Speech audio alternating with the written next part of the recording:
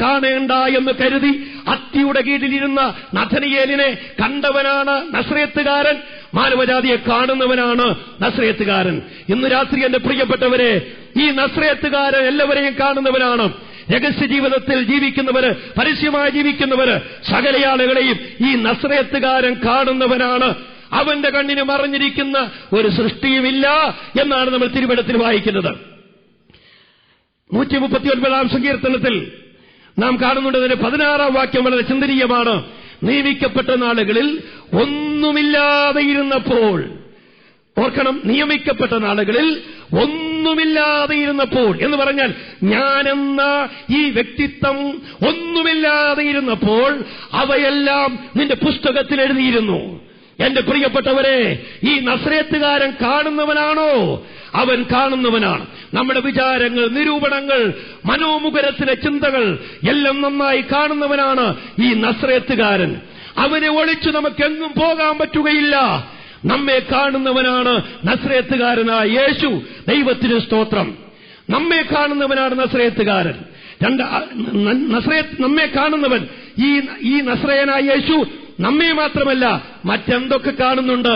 വേഗത്തിലും നോക്കിപ്പോകാം. മർക്കോസിന്റെ സുവിശേഷം 11 അധ്യായം 11 വാക്യം. ഈ നസ്രയത്തുകാരൻ കാണുന്ന മറ്റൊരു കാര്യം മർക്കോസ് 11:11 ദൈവാലയത്തെ കാണുന്നവനാണ്. ദൈവാലയത്തെ കാണുന്നവനാണ്. അവൻ യെരുശലേമിൽ ദൈവാലയത്തിലേക്ക് ചെന്നു, സകലവും ചുറ്റും നോക്കി. യെരുശലേമിൽ ദൈവാലയത്തിലേക്ക് ചെന്നു, സകലവും ചുറ്റും നോക്കി. ദൈവാലയത്തെ കാണുന്നവനാണ് നസ്രയത്തുകാരൻ. അവൻ സകലവും നോക്കി എന്ന് പറഞ്ഞ് അവസാനിപ്പിക്കുകയല്ല. അവൻ സകലവും ചുറ്റും നോക്കി ദൈവാലയത്തെ കാണുന്നവനാണ് നസ്രയനായ യേശു. നമുക്ക് നമ്മുടെ ഭാഷയിൽ പറയാം, നമ്മുടെ സഭയെ കാണുന്നവനാണ് കർത്താവായ യേശു. വിശദീകരിക്കാതെ ഞാൻ ഇങ്ങനെ പറഞ്ഞു പോകട്ടെ. സഭയിലെ കാര്യങ്ങളെല്ലാം കാണുന്നവനാണ് ഈ നസ്രയത്തുകാരൻ. ആരൊക്കെയാണ് സഭയിലെ മൂപ്പന്മാർ, ആരൊക്കെയാണ് സഭയിലെ സുവിശേഷകന്മാർ, ആരൊക്കെയാണ് ശുശ്രൂഷകൾ ചെയ്യുന്നത്, എല്ലാം കാണുന്നവനാണ് കർത്താവായ യേശു. അതുമാത്രമല്ല, നമ്മുടെ മനോവിചാരങ്ങൾ അറിയുന്നവനാണ് കർത്താവായ യേശു. നമ്മൾ സഭയിൽ വരുമ്പോൾ നമ്മുടെ മനോഭാവം എന്താണ് അതറിയുന്നവനാണ് ഈ നസ്രയത്തുകാരൻ. എല്ലാം കാണുന്നു. അറ്റൻഡൻസ് നോക്കുമല്ലേ? അറ്റൻഡൻസ് ഈ നസ്രയത്തുകാരൻ നോക്കും. ആരാ വരാത്തത് അതൊക്കെ നോക്കും. പ്രിയപ്പെട്ടവരെ, നമ്മുടെ സഭയെ നോക്കുന്നവനാണ് കർത്താവ്. എന്തിനാ കർത്താവ് സഭയെ നോക്കുന്നതെന്നറിയാമോ? കർത്താവ്, സഭ എന്ന് പറയുന്നത് കർത്താവിന്റേതാണ്. അതുകൊണ്ടാണ് നോക്കുന്നത്. കർത്താവിന് നോക്കിയിട്ട് ആവശ്യമുണ്ട്. കർത്താവ് അതുകൊണ്ട് നോക്കുക തന്നെ ചെയ്യും. അവൻ സഭയെ നോക്കുന്നവനാണ്. ആ ബോധ്യം ഏതൊരു വിശ്വാസിയെയും ഭരിക്കേണ്ടത് അത്യാവശ്യമായ കാര്യമാണ്. കർത്താവ് നോക്കുന്നവനാണ്. ഒന്ന്, നമ്മെ കാണുന്നു. രണ്ട്, നമ്മുടെ സഭയെ കാണുന്നു. മറ്റൊരു വാക്യം മർക്കോസ് 5:32. മർക്കോസ് 5:32 വിശ്വാസത്തിന്റെ കരം നീട്ടി യേശുവിനെ തൊടുന്നവരെ കാണുന്നവനാണ് നസ്രയത്തുകാരൻ. മർക്കോസ് 5:32. അവനോ അത് ചെയ്തവളെ കാണുവാൻ ചുറ്റും നോക്കി. ഒട്ടേറെ ആളുകൾ നസ്രയത്തുകാരനെ തിക്കിത്തിരക്കിക്കൊണ്ടിരിക്കുകയാണ്. നമുക്കറിയാം, കർത്താവായ യേശുവിനെ പോലെ ഇത്ര തിരക്കനുഭവിച്ച വേറെ ആരും ഉണ്ടായിട്ടില്ല. നാം വായിക്കുന്നത്, നമ്മുടെ കർത്താവ് തനിയെ ഒരു പടക് കയറി അക്കരയിലേക്ക് പോകാമെന്ന് കരുതിയാൽ അവിടേക്ക് 10,000 ആളുകൾ ചെല്ലുകയാണ്. ഒരു മലമേൽ കയറിപ്പോയി പ്രാർത്ഥിക്കാമെന്ന് കരുതിയാൽ അവിടേക്കും 10,000 ആളുകൾ ചെല്ലുകയാണ്. കർത്താവിന്റെ ശിഷ്യന്മാരെ കുറിച്ച് വായിക്കുന്നത്, അവർക്ക് ഉണ്ണുവാനും ഉറങ്ങുവാനും പോലും നേരമില്ലായിരുന്നു എന്നുള്ളതാണ്. എന്നാൽ എന്റെ പ്രിയപ്പെട്ടവരെ, നമ്മുടെ കർത്താവായ യേശു ആ തിരക്കിനിടയിൽ ഒരു സ്ത്രീ അവനെ തൊട്ടു. അവൻ നോക്കി എന്നാണ് പറയുന്നത്. ഞാൻ ഇന്ന് രാത്രി അതിന് പേര് കൊടുക്കുന്നത് വിശ്വാസത്തിന്റെ കരം നീട്ടി യേശുവിനെ തൊടുന്ന വ്യക്തിയെ നോക്കുന്നവനാണ് നസ്രയനായ യേശു. എല്ലാവരും തൊട്ടവരാണ്. പക്ഷെ വിശ്വാസത്തോടുകൂടി തൊട്ടവർ, എന്റെ പ്രിയപ്പെട്ടവരെ, അവിടെ ദൈവം പ്രവർത്തിക്കും, നിശ്ചയമാണ്. ദൈവജനത്തിന്റെ അചഞ്ചലമായ വിശ്വാസത്തിന് മുമ്പിൽ പ്രവർത്തിക്കാതിരിക്കാൻ ദൈവത്തിന് കഴിയുകയില്ല. ദൈവം പ്രവർത്തിച്ചിരിക്കും. എന്റെ ദൈവം എനിക്ക് മതിയായവനാണ്. എന്റെ ദൈവം ജീവിക്കുന്നവനാണ്. എന്റെ ദൈവം പ്രവർത്തിക്കുന്നവനാണ്. എന്റെ ദൈവം എനിക്ക് മതിയായവനാണ്. ആ ആഴമേറിയ ബോധ്യത്തോടുകൂടി ദൈവത്തെ ഒരാൾ തൊട്ടാൽ, എന്റെ പ്രിയപ്പെട്ടവരെ, അവൻ പ്രവർത്തിക്കുന്ന നിശ്ചയമായ കാര്യമാണ്. അവന്റെ കൈകൾ പ്രവർത്തിക്കുന്നതാണ്. നസ്രയത്തുകാരന്റെ ചെവികൾ പ്രവർത്തിക്കുന്നതാണ്. അവിടുത്തെ കണ്ണുകൾ പ്രവർത്തിക്കുന്നതാണ്. അവിടുത്തെ വായ പ്രവർത്തിക്കുന്നതാണ്. ഈ നസ്രയനായ യേശു അത്ഭുതം പ്രവർത്തിക്കുന്നവനാണ്. വിശ്വാസത്തിന്റെ കരം നീട്ടി തൊടുന്ന ഒരുവനെ നോക്കുന്നവനാണ് നസ്രയത്തുകാരനായ യേശു. മറ്റൊരു വാക്യം കൂടെ വായിക്കാം. ലൂക്കോസിന്റെ സുവിശേഷം 21:1. നമ്മുടെ കർത്താവ് കാണുന്നവനാണ്. ലൂക്കോസ് 21:1 എന്താണ് കാണുന്നത്? കർത്താവിന് കൊടുക്കുന്നത് കാണുന്നവനാണ് കർത്താവ്, നോക്കുന്നതാണ്. ലൂക്കോസ് 21:1. അവൻ തലപൊക്കി ധനവാന്മാർ ഭണ്ഡാരത്തിൽ വഴിപാടിടുന്നത് കണ്ടു. കർത്താവിന് കൊടുക്കുന്നത് നോക്കുന്നവനാണ് കർത്താവ്. തലപൊക്കി നോക്കി എന്നാ വായിക്കുന്നത്. ഞാൻ ചോദിക്കട്ടെ, നമ്മുടെ അടുത്ത് ഒരാള് ഇരിക്കുമ്പോൾ സ്തോത്രകാഴ്ച ഇടുന്നത് എത്രയാണെന്ന് നമ്മൾ നോക്കാറില്ല. എന്താ കാര്യം? നമുക്ക് നോക്കിയിട്ട് കാര്യമില്ല. പക്ഷെ നോക്കേണ്ടുന്ന ഒരുവനുണ്ട്, അവൻ തലപൊക്കി നോക്കും. കർത്താവിന് എത്രയാ കൊടുക്കുന്നതെന്ന് അവൻ തലപൊക്കി നോക്കും. കർത്താവിന് കൊടുക്കുന്നത് നോക്കുന്നവനാണ് ഈ നസ്രയത്തുകാരൻ. ഒരു വാക്യം കൂടി വായിക്കാം. ലൂക്കോസ് 22:61. ലൂക്കോസ് 22:61. നസ്രയത്തുകാരൻ നോക്കുന്നവനാണ്, പിന്മാറ്റക്കാരനെ നോക്കുന്നവനാണ് നസ്രയത്തുകാരൻ. പിന്മാറ്റക്കാരനെ നോക്കുന്നവനാണ് നസ്രയത്തുകാരൻ. അപ്പോൾ കർത്താവ് തിരിഞ്ഞ് പത്രോസിനെ ഒന്ന് നോക്കി. നോക്കണം, ആരെല്ലാം നിങ്ങളിടറിയാലും ഞാൻ നിങ്ങളിടറുകയില്ല എന്ന് സത്യം ചെയ്തു പറഞ്ഞ പത്രോസ് ഇവിടെ ഇതാ ഒരുപറ്റ സ്ത്രീകളുടെ മുമ്പാകെ ഞാൻ അവനെ അറിയുന്നത് പോലുമില്ല എന്ന് പറഞ്ഞ് പ്രാകുവാനും ആണയിടുവാനും തുടങ്ങി എന്നാണ് നമ്മൾ വായിക്കുന്നത്. എന്നാൽ നമ്മുടെ കർത്താവായ യേശു കാൽവറിയിലെ ക്രൂശിലേക്ക് പോകുന്നതിന് മുമ്പ് ആ വഴിത്താരയിൽ ഈ പത്രോസിനെ കാണുകയാണ്. നാം ഒരു നിമിഷം ഒന്ന് ചിന്തിക്കണം. നമ്മുടെ കർത്താവിന്റെ കണ്ണുകളും പത്രോസിന്റെ കണ്ണുകളും ഒരേ വീക്ഷണകോണിൽ പതിഞ്ഞ അനർഘ നിമിഷങ്ങൾ. അപ്പോൾ കർത്താവ് തിരിഞ്ഞ് പത്രോസിനെ ഒന്ന് നോക്കി. പത്രോസിന്റെ കണ്ണുകളും കർത്താവിന്റെ കണ്ണുകളും ചില നിമിഷങ്ങൾ ഒരേ വീക്ഷണകോണിൽ പതിച്ചുകൊണ്ടിരുന്നു. പക്ഷെ പ്രിയപ്പെട്ടവരെ, ആ കാഴ്ച പത്രോസിന് സഹിച്ചു നിൽക്കാൻ പറ്റിയില്ല. ആ നോട്ടത്തിന് മുമ്പ് പത്രോസ് അടിയിളകി തകർന്നുപോയി. നാം വായിക്കുന്നു, അവൻ പുറത്തിറങ്ങി പൊട്ടിക്കരഞ്ഞു. ഇന്ന് രാത്രി എന്റെ പ്രിയപ്പെട്ടവരെ, പിന്മാറ്റക്കാരനെ നോക്കുന്നവനാണ് കർത്താവ്. നിന്റെ പിന്മാറ്റം ഏതാണെന്നൊന്നും എടുത്തൊന്നും പറയുന്നില്ലായിരിക്കാം, അത് ശരിയായിരിക്കാം. പക്ഷെ കണ്ണിലൊന്ന് നോക്കിയാൽ മതി. ഒരു യഥാർത്ഥ ഭക്തന് ഉറച്ചു നിൽക്കാൻ പറ്റുകയില്ലെന്നേ എന്റെ പ്രിയപ്പെട്ടവരെ. പിന്മാറ്റക്കാരനെ നോക്കുന്നവനാണ് നസ്രയത്തുകാരനായ യേശു. ഈ രാത്രി എന്റെ പ്രിയപ്പെട്ടവരെ, ഏതെങ്കിലും പിന്മാറ്റത്തിന്റെ അനുഭവത്തിലൂടെ, ഏതെങ്കിലും രഹസ്യഭാവത്തിലൂടെ ഈ രാത്രിയിലും നിങ്ങൾ മുന്നോട്ട് പോകുന്നുവെങ്കിൽ ഇന്നു രാത്രി നസ്രയത്തുകാരന്റെ ആർദ്രതയുടെ കണ്ണുകൾ നിങ്ങളുടെ കണ്ണിലേക്ക് വരികയാണ്. ആ കാഴ്ച നോക്കി നിൽക്കുവാൻ നിങ്ങൾക്ക് എത്രമാത്രം സാധിക്കും? ഇന്ന് രാത്രി ഞാൻ സത്യമായിട്ട് പറയുന്നു, വചനത്തെ ഭയപ്പെടുന്ന ഒരു വ്യക്തിയാണെങ്കിൽ ആ നോട്ടത്തിന് മുമ്പിൽ മുഖം മാറ്റിയിട്ട് പോകാൻ പറ്റുകയില്ല. കർത്താവ് പിന്മാറ്റക്കാരനെ നോക്കുന്നവനാണ്.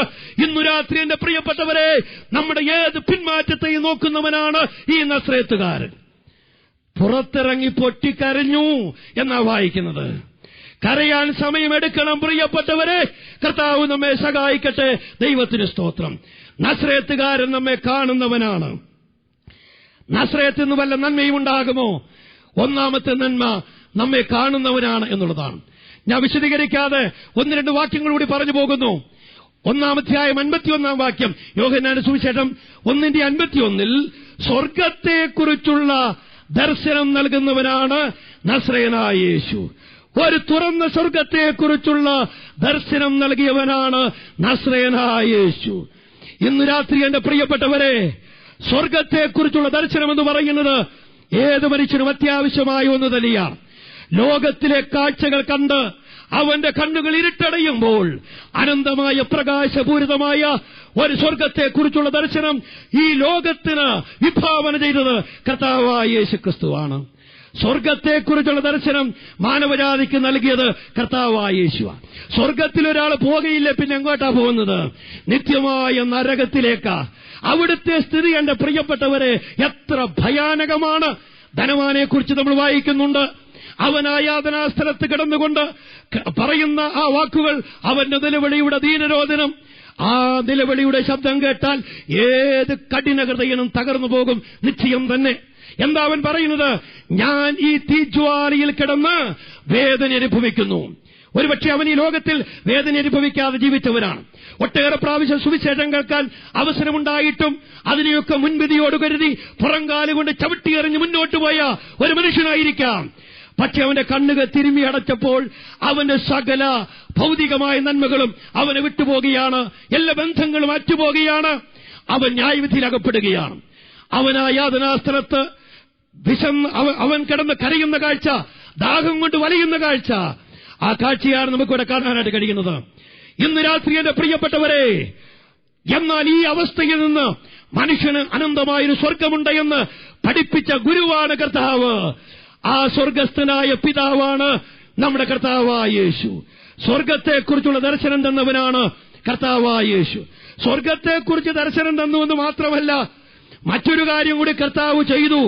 എങ്ങനെ ഈ സ്വർഗത്തിലേക്ക് പോകാം, എങ്ങനെ ഈ സ്വർഗത്തിലേക്ക് പോകാം, അതും പഠിപ്പിച്ചത് ഈ നസ്രേത്തുകാരനാ. യോഹന്നാന്റെ സുവിശേഷം 3-ാം അധ്യായം 3-ാം വാക്യം, പുതുതായി ജനിച്ചില്ല എങ്കിൽ ദൈവരാജ്യം കാണുവാൻ ആർക്കും കഴിയുകയില്ല. എന്റെ പ്രിയപ്പെട്ടവരെ, എങ്ങനെ സ്വർഗത്തിലേക്ക് പോകാം? ആളുകൾ ഒട്ടേറെ കർമ്മങ്ങളും കർമ്മപദ്ധതികളും മാനുഷികമായ അവരുടെ ബുദ്ധിമൂശയിൽ നിന്ന് ഉരുത്തിരിഞ്ഞു വരുന്ന ഒട്ടേറെ ഭൗതികമായ കാര്യങ്ങളും ചെയ്ത് ഒടുവിൽ മരുഭൂമിയിലെ മരീചിക പോലെ മോക്ഷം അവരിൽ നിന്ന് അകന്നു പോകുമ്പോൾ, എന്റെ പ്രിയപ്പെട്ടവരെ, എങ്ങനെ സ്വർഗത്തിൽ പോകാമെന്ന് ലോകത്തിന് പാഠം നൽകിയ അനുഗ്രഹീതനായ പുണ്യപുരുഷനാണ് നസ്രേത്തുകാരൻ. എന്ന് പറഞ്ഞാൽ നിക്കോദീമോസ് പരീശന്മാരുടെ കൂട്ടത്തിലെ ഒരു പ്രമാണിയാണ്. പരീശൻ എന്ന് പറഞ്ഞാൽ തന്നെ നമുക്കറിയാം, ആഴ്ചയിൽ 2 വട്ടം കൃത്യമായിട്ട് ഉപവസിക്കുന്നവനാണ്. എന്ത് കിട്ടിയാലും ദശാംശം കൊടുക്കുന്നയാളാണ്. വളരെ സമയമിരുന്ന് പ്രാർത്ഥിക്കുന്നയാളാണ്. വളരെ സൽപ്രവർത്തികൾ ചെയ്യുന്നയാളാണ്. പക്ഷേ ആ മനുഷ്യന്റെ മുഖത്ത് നോക്കി നസ്രേത്തുകാരൻ പറഞ്ഞത്, നീ ഇതുകൊണ്ട് സ്വർഗത്തിൽ പോകുകയില്ല. പുതുതായി ജനിച്ചില്ല എങ്കിൽ ദൈവരാജ്യം കാണുവാൻ ആർക്കും കഴിയുകയില്ല. ഇന്ന് രാത്രി മല്ലശ്ശേരിയിലുള്ള ഞങ്ങളുടെ പ്രബുദ്ധരായ പ്രിയപ്പെട്ടവരോട് പറയട്ടെ, എങ്ങനെ ഒരുവന് സ്വർഗത്തിൽ പോകാം? ആ പാഠം ലോകത്തിന് കാഴ്ചവെച്ച ധന്യപുരുഷനാണ് നസ്രേത്തുകാരൻ. എന്ന് പറഞ്ഞാൽ നമ്മുടെ പ്രവൃത്തികൾ കൊണ്ടും കർമ്മങ്ങൾ കൊണ്ടും കർമ്മപദ്ധതികൾ കൊണ്ടും അയ്യോ പ്രിയപ്പെട്ടവരെ, ആ ഇമ്പങ്ങളുടെ നാട്ടിലെത്തുകയില്ല എന്ന് ലോകത്തിന് പഠിപ്പിച്ച ഗുരുവാണ് നസ്രേത്തുകാരൻ. പിന്നെങ്ങനെ പോകാം? കേവല വിശ്വാസത്താൽ അരപ്പൈസ മുടക്കാതെ, എന്റെ പ്രിയപ്പെട്ടവരെ, ഹൃദയത്തിൽ വിശ്വസിച്ച് പാപങ്ങളെ ഏറ്റുപറഞ്ഞ് യേശുവിനെ രക്ഷിതാവും കർത്താവുമായി ഒരുവൻ അംഗീകരിച്ചാൽ അവന് നിത്യതയിലേക്ക് പ്രവേശനം കിട്ടും. അത് നൽകിയ ഗുരുവാണ് നസ്രേത്തുകാരൻ. പോരായോ? ഇതിലപ്പുറം ഈ നസ്രേത്തുകാരൻ എന്തു ചെയ്യണം? എന്റെ പ്രിയപ്പെട്ടവരെ, മനുഷ്യനാവശ്യമായിട്ടുള്ള ഏറ്റവും പ്രധാനപ്പെട്ട കാര്യം അവന് സാധ്യമാക്കി കൊടുത്ത ഗുരുവാണ് നസ്രേത്തുകാരൻ. നസ്രേത്തിൽ നിന്ന് വല്ല നന്മയും വരുമോ? ഒരു സ്വർഗത്തെക്കുറിച്ചുള്ള ദർശനം തന്നവനാണ് നസ്രേത്തുകാരനും. നസ്രേത്തിൽ നിന്ന് വല്ല നന്മയും വരുമോ? മറ്റൊരു നന്മ, യോഹന്നാന്റെ സുവിശേഷം 2-ാം അധ്യായം 1-ാം വാക്യം. ആ ഭാഗത്ത് നമ്മൾ കാണുന്നത് എന്താണെന്നറിയാമോ? എന്റെ സാന്നിധ്യമുണ്ടെങ്കിൽ ഏത് പ്രതികൂല സാഹചര്യങ്ങളിലും നിങ്ങൾക്ക് ജയത്തോടെ നിൽക്കാം എന്ന് പഠിപ്പിച്ചവനാണ് നസ്രേത്തുകാരൻ. കാനാവിലെ കല്യാണ വീട്ടിൽ വീഞ്ഞു തീർന്നു പോകുകയാണ്. അവിടെ പോരായ്മ ഉണ്ടാവുകയാണ്. അവരുടെ സദ്യകളിൽ ഏറ്റവും പ്രധാനപ്പെട്ട വിഭവം വീഞ്ഞാണ്. പക്ഷേ പറഞ്ഞിട്ടെന്ത് കാര്യം? അത് തീർന്നു പോകുകയാണ്. പക്ഷെ നസ്രേത്തുകാരൻ അവിടെ ഉണ്ടായിരുന്നത് കൊണ്ട് ആ പോരായ്മയ്ക്ക് പരിഹാരമുണ്ടാവുകയാണ്. എന്റെ പ്രിയപ്പെട്ടവരെ, ഈ നസ്രേത്തുകാരൻ പഠിപ്പിച്ച പാഠം എന്താണെന്നറിയാമോ? എന്റെ സാന്നിധ്യമുണ്ടെങ്കിൽ, എന്നെ ക്ഷണിച്ചിട്ടുണ്ടെങ്കിൽ, നിന്റെ വീട്ടിൽ ഞാനുണ്ടെങ്കിൽ, നിന്റെ ഏത് പ്രശ്നത്തിനും ഞാൻ മതിയായവനാണ്.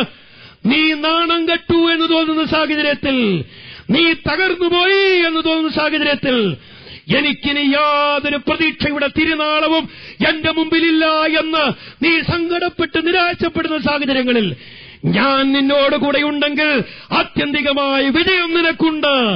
അത് പഠിപ്പിച്ച ഗുരുവാണ് നസ്രേത്തുകാരൻ. ഹല്ലേലൂയ! ദൈവത്തിന് സ്തോത്രം. എന്റെ പ്രിയപ്പെട്ടവരെ, ഈ നസ്രേത്തിൽ നിന്ന് വല്ല നന്മയുമുണ്ടോ? യെസ്, ഉണ്ട്. അത് തന്നെയാണ് ബൈബിളിന്റെ മറുപടി. നസ്രേത്തുകാരനുണ്ടെങ്കിൽ ജീവിതം വിജയമാണ്. അതുകൊണ്ടല്ലേ പൗലോസ് പറഞ്ഞത്, നമ്മുടെ കർത്താവായ യേശുക്രിസ്തു മുഖാന്തരം നമുക്ക് ജയം നൽകുന്ന ദൈവത്തിന് സ്തോത്രം. വീണ്ടെടുക്കപ്പെട്ട ദൈവമക്കളൊക്കെ അത് പറയാത്ത ദിവസങ്ങളില്ല എന്ന് ഞാൻ ചിന്തിക്കുകയാണ്. പക്ഷേ ഇന്ന് പറയാത്തവരും അക്കരെ നാട്ടിൽ ചെന്നിട്ട് പറയും, ഇത് പാടും, ഞാൻ വിചാരിക്കുന്നു എന്നും അത് പറയുമെന്ന് വിചാരിക്കുന്നു. കർത്താവ് നമ്മെ സഹായിക്കട്ടെ. നസ്രയത്തിൽ നിന്ന് വല്ല നന്മയും ഉണ്ടാകുമോ? രണ്ടാമത്തെ പോയിന്റ് നാം ചിന്തിക്കുകയായിരുന്നു, നസ്രായാൻ എന്ന പേര് ലഭിച്ചവൻ. നമ്മുടെ കർത്താവിന്റെ മഹത്വത്തിൽ രണ്ടാമതായി പത്രോസ് ഓർപ്പിക്കുകയാണ്. മൂന്നാമത്തെ പോയിന്റിലേക്ക് നമുക്ക് വരാം. 23-ാം വാക്യം തന്നെ നമുക്ക് പിന്നെയും വായിക്കാം. 23-ാം വാക്യം, നസ്രയത്ത് നമ്മുടെ കർത്താവിന്റെ മഹത്വത്തിൽ മൂന്നാമത്തെ മഹത്വം. 23-ാം വാക്യം, നസ്രയനായ യേശുവിനെ ദൈവം തന്റെ സ്ഥിരനിർണയത്താലും മുന്നറിവിനായാലും ഏൽപ്പിച്ചിട്ട് നിങ്ങൾ അവനെ അധർമ്മികളുടെ കൈയാൽ തർപ്പിച്ചു കൊന്നു.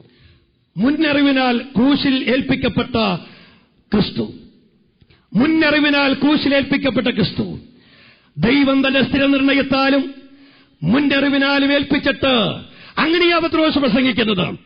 ഒരുപക്ഷെ യഹൂദന്മാര് വളരെ വാചാലമായി അവിടെ നിന്ന് പറയുകയായിരിക്കാം, ഞങ്ങളാണ് നസ്രയത്തുകാരനെ ക്രൂശിച്ചത്, അവൻ ദൈവപുത്രനാണെന്ന് പറഞ്ഞു, അവൻ ലോകരക്ഷിതാവാണെന്ന് പറഞ്ഞു, ലോകത്തിന്റെ വെളിച്ചമാണ്, ജീവന്റെ അപ്പമാണ്, എല്ലാം പറഞ്ഞു. ഒട്ടേറെ അത്ഭുതങ്ങളൊക്കെ ചെയ്തവൻ ലോകത്ത് ജീവിച്ചു. പക്ഷേ ഞങ്ങളവനെ പരാജയപ്പെടുത്തി. പക്ഷെ പത്രോസ് പറയുന്നു, അങ്ങനെയല്ല, ദൈവം തന്റെ സ്ഥിരനിർണയത്താലും മുന്നറിവിനാലും ഏൽപ്പിച്ചിട്ടാണ് അവൻ ക്രൂശിക്കപ്പെട്ടത്. നിങ്ങൾ കേവലം പിടിച്ചു ക്രൂശിച്ചതല്ല ഈ യേശുവിനെ. പിതാവായ ദൈവം തന്റെ മുന്നറിവിനൊത്തവണ്ണം, അവന്റെ ഫോർനോളജ്, ആ മുന്നറിവിനൊത്തവണ്ണം ആണ് ക്രിസ്തു ക്രൂശിക്കപ്പെട്ടത്.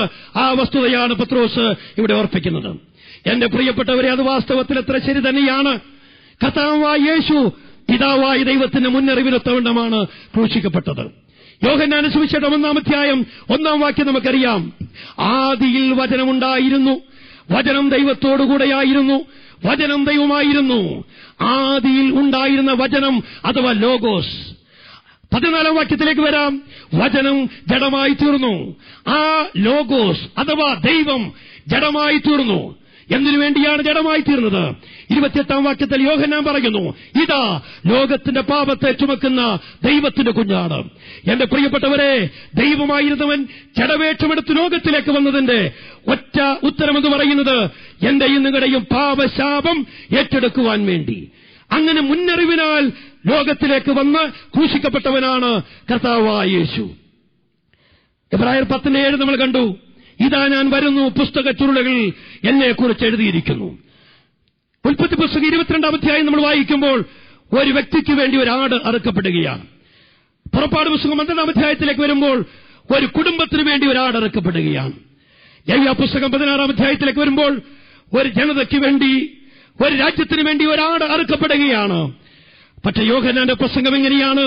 ഇതാ ലോകത്തിന്റെ പാപത്തെ ചുമക്കുന്ന ദൈവത്തിന്റെ കുഞ്ഞാട്, സകല ജാതിയുടെയും പാപം ഏറ്റെടുക്കുവാനായി പുസ്തക ചുരുളുകളിൽ എഴുതിയിരിക്കുന്നതനുസരിച്ച് ഈ അവനിയിലേക്ക് ഇറങ്ങി വന്ന അനുഗ്രഹീതനായ പുണ്യപുരുഷനാണ് കർത്താവായ യേശു ക്രിസ്തു. കർത്താവ് മുന്നറിവിനാൽ വന്നതാണ്. എത്രയോ ദൃഷ്ടാന്തങ്ങൾ. നമ്മുടെ കർത്താവ് ഒരിക്കൽ യെരൂശലേം ദേവാലയത്തിൽ നിൽക്കുകയാണ്. അവിടുത്തെ സ്ഥിതിഗതികൾ ഏറെ വഷളായി എന്ന് ദൈവം കണ്ടു. പിതാവിന്റെ ആലയം, പ്രാർത്ഥനാലയം കള്ളന്മാരുടെ ഗുഹയായി തീർന്നിരിക്കുകയാണ്. വാങ്ങുന്നവരെയും വിൽക്കുന്നവരെയും കൊണ്ട് അവിടെ ആകെ നിറഞ്ഞിരിക്കുകയാണ്. നമ്മുടെ കർത്താവ് ഒരു അക്ഷരം പോലും പറയാതെ മടങ്ങിപ്പോയിട്ട് തൊട്ടടുത്ത ദിവസം ഒരു ചാട്ടവാറെടുക്കുകയാണ്. നാം വായിക്കുന്നു, മേശകളും പീഠങ്ങളും ഒക്കെ മറിച്ചിട്ടു. കർത്താവ് ആ ദൈവാലയത്തിൽ നിന്നുകൊണ്ട് ഉറക്കെ വിളിച്ചു പറഞ്ഞത് എങ്ങനെയാണ്? ഇത് ഇവിടെ നിന്ന് കൊണ്ടുപോകുവീൻ. പിന്നെ പറഞ്ഞത്, ഈ മന്ദിരം പൊളിപ്പീൻ. അല്ലയോ യഹൂദജനങ്ങളെ, കാലങ്ങളായി, കാലാന്തരങ്ങളായി, പുരുഷാന്തരങ്ങളായി നിങ്ങളും നിങ്ങളുടെ കുടുംബങ്ങളും പാപങ്ങളുടെ പരിഹാരത്തിനു വേണ്ടി യാഗം കഴിച്ചിരുന്ന കാളകളെയും ആടുകളെയും പ്രാക്കളെയും എല്ലാം ഇവിടെ നിന്ന് കൊണ്ടുപോയിക്കൊള്ളുക. ഇനി ഒന്നിനെ യാഗം അർപ്പിക്കേണ്ട. ഈ മന്ദിരം പൊളിക്കുക. ഞാൻ അതിനാണ് വന്നിരിക്കുന്നത്. ഏകയാഗത്താൽ പാപങ്ങൾക്ക് പരിഹാരം വരുത്തുവാനാണ് ഞാൻ വന്നിരിക്കുന്നത്. ഈ മന്ദിരം പൊളിക്കുക. മാനവജാതിയുടെ പാപത്തിന്റെ പരിഹാരത്തിനു വേണ്ടി അവിടുത്തെ പവിത്രമായ ശരീരം ദൈവോത്തരം കാണിച്ചു കൊടുക്കുകയാണ്. മുന്നറിവിനാൽ ചരിത്രത്തിലേക്ക് ഇറങ്ങി വന്ന പുരുഷൻ. പിന്നെയും ഉദാഹരണമുണ്ട്. ഒരു മനുഷ്യൻ യെരൂശലേമിൽ നിന്ന് യെരിഹോവിലേക്ക് യാത്ര ചെയ്യുകയായിരുന്നു. വഴിയിൽ വെച്ച് കള്ളന്മാരവനെ പിടിച്ചു, മുറിവേൽപ്പിച്ചു, വസ്ത്രമെല്ലാം ഉരിഞ്ഞു, അർത്ഥപ്രാണനായി വഴിയേറിയിട്ടേറ്റ് പോയി. നാം വായിക്കുന്നു, അതുവഴി ഒരു പുരോഹിതൻ വന്നു. നാം വായിക്കുന്നത് യദർച്ഛയാ വന്നു എന്നല്ലേ, ബൈ ചാൻസ് വരണ്ടിയിട്ട് വന്നതല്ല, യദർച്ഛയമായി അതുവഴി വന്നു. അപ്പോഴാണ് ഈ കാഴ്ച കണ്ടത്. ഇദ്ദേഹത്തെ രക്ഷിക്കാൻ യാതൊരു നിർവാഹവുമില്ല.